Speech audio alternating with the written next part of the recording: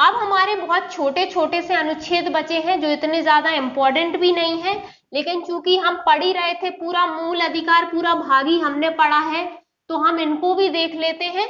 वैसे जो 6 अधिकार मौलिक अधिकार के रूप में हमको मिले हैं वो यहां तक समाप्त हो गए। ठीक है, अनुच्छेद 32 हो गया था हमारा। अगला है अनुच्छेद 33।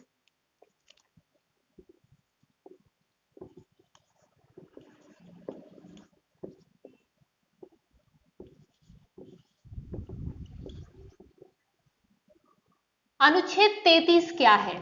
तो सशस्त्र बलों, है ना, जैसे सेना के कोई भी अधिकारी होंगे, पुलिस बल होंगे, है ना, तो सशस्त्र बलों आदि के संदर्भ में संविधान के भाग 3 द्वारा प्रदत्त मूल अधिकारों को किसी सीमा तक निर्बंधित करने की संसद की शक्ति है अनुच्छेद 33 में। भाई जैसे मान लीजिए सशस्त्र बल है या कोई भी अधिकारी वगैरह है, तो वो कुछ भी बोल के तो जा नहीं सकते, है ना। मान लो उनको डिपार्टमेंट से ऑर्डर मिला है कि ये चीज आपको गोपनीय रखनी है और वो बोल के चले गए, क्योंकि वो कह रहा है मेरी तो वाक एवं अभिव्यक्ति की स्वतंत्रता है, तो ऐसा नहीं हो सकता। संसद इसके लिए एक सीमा तक, जितना वो चाहे उस सीमा तक उन पर निर्बंधित लगा सकती है कि सशस्त्र बल आदि जो भी होंगे उनके मूल अधिकारों पर किस सीमा तक निर्बंधन लगाया जा सकता है, यानी किस सीमा तक उन्हें सीमित किया जा सकता है। ठीक है, तो हालांकि पूरे अधिकार उनसे नहीं छीने जाते, लेकिन उनमें लिमिट तय कर दी जाती है कि आप ऐसा नहीं कर सकते, आप ऐसा नहीं कर सकते, क्योंकि आप एक पद पर है ना, आप देश की रक्षा कर रहे हो, देश की सुरक्षा कर रहे हो, है ना, तो आप इस तरह तो नहीं कर सकते। तो इसलिए संसद कानून बना के उनकी वो लिमिट तय कर सकती है उनके मूल अधिकारों की। ठीक है, तो इसमें वही कहा गया है।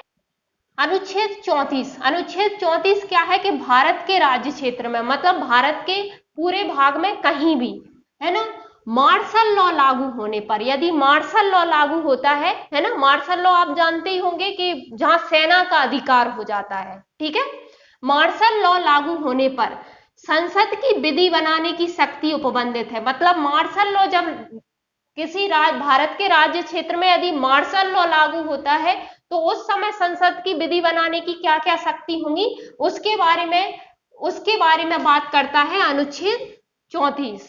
ठीक है, तो अगला क्या है अनुच्छेद 35, संविधान के भाग 3, ठीक है, यानी मौलिक अधिकार के अंतर्गत अपराध घोषित कार्यों के लिए दंड निर्धारित करने के संबंध में विधि बनाने की शक्ति संसद की होगी।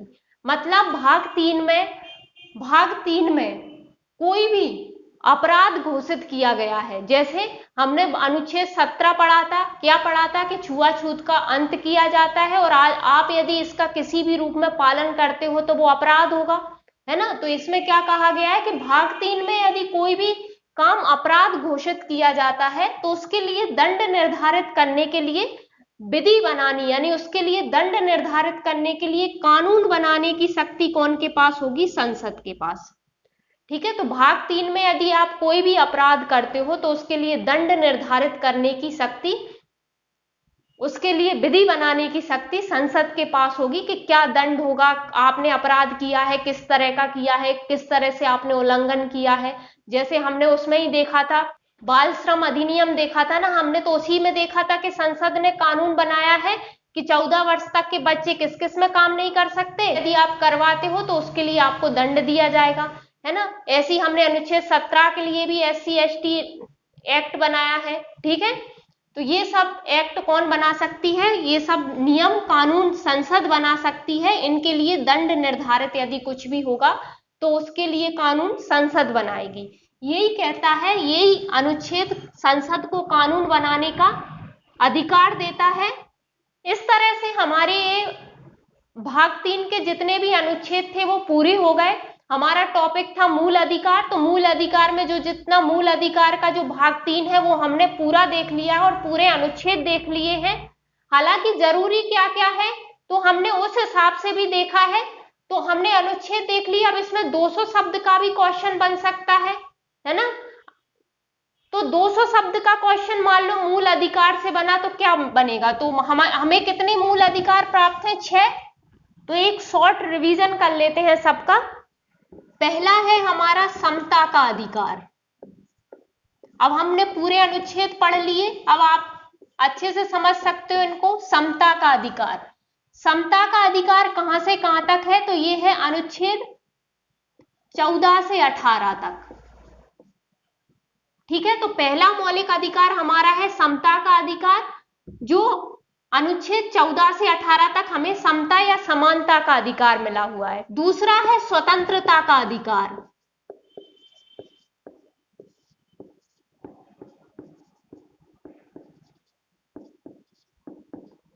स्वतंत्रता का अधिकार कहां से कहां तक है, तो अनुच्छेद 19 से लेके 22 तक हमें मिला है स्वतंत्रता का अधिकार। तीसरा है शोषण के विरुद्ध अधिकार। शोषण के विरुद्ध अधिकार, ये हमारा है अनुच्छेद 23 व 24 में। ठीक है, फोर्थ है धर्म की स्वतंत्रता का अधिकार या धार्मिक स्वतंत्रता का अधिकार। तो धर्म की स्वतंत्रता का अधिकार या धार्मिक स्वतंत्रता का अधिकार, ये कहां से कहां तक है, तो ये आर्टिकल यानी ये अनुच्छेद 25 से 28 तक हमें धार्मिक स्वतंत्रता का अधिकार देते हैं, 25 से 28 तक। ठीक है, फिफ्थ क्या है, संस्कृति और शिक्षा संबंधी अधिकार। और शिक्षा संबंधी अधिकार,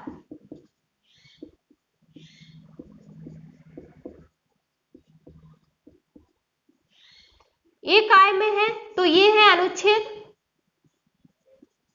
29 व 30 में।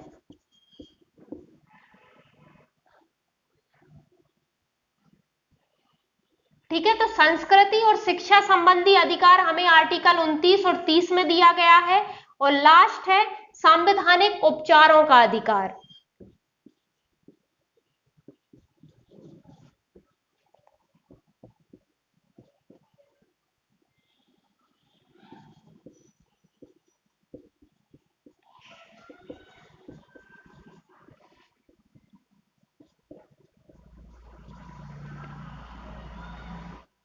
छठवां हमारा है संवैधानिक उपचारों का अधिकार, ये है अनुच्छेद 32 में। तो इस तरह से हमें 6 मूल अधिकार देता है हमारा संविधान। 7वां संपत्ति का अधिकार था, तो वो हमारा छिन गया है। अब हमारे पास वर्तमान में 6 मौलिक अधिकार हैं। ये 50 शब्द में भी आ सकता है, 3 नंबर में भी आ सकता है कि हमें कौन कौन से मौलिक अधिकार प्राप्त है।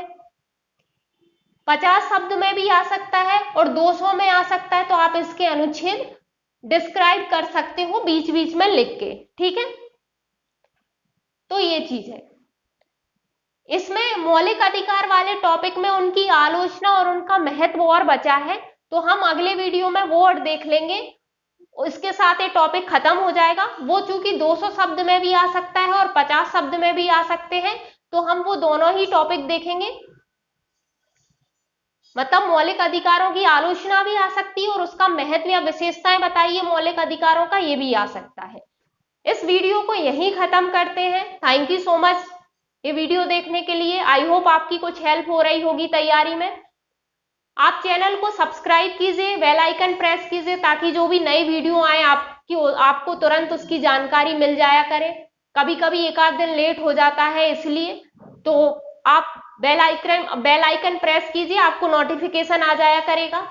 और यदि आपको वीडियो अच्छी लग रही है, आपके लिए हेल्पफुल है, तैयारी में आपकी मदद कर रही है, तो आप इसे लाइक भी कीजिए और प्लीज शेयर कीजिए और चैनल को सब्सक्राइब करना मत भूलिए। Thank you so much.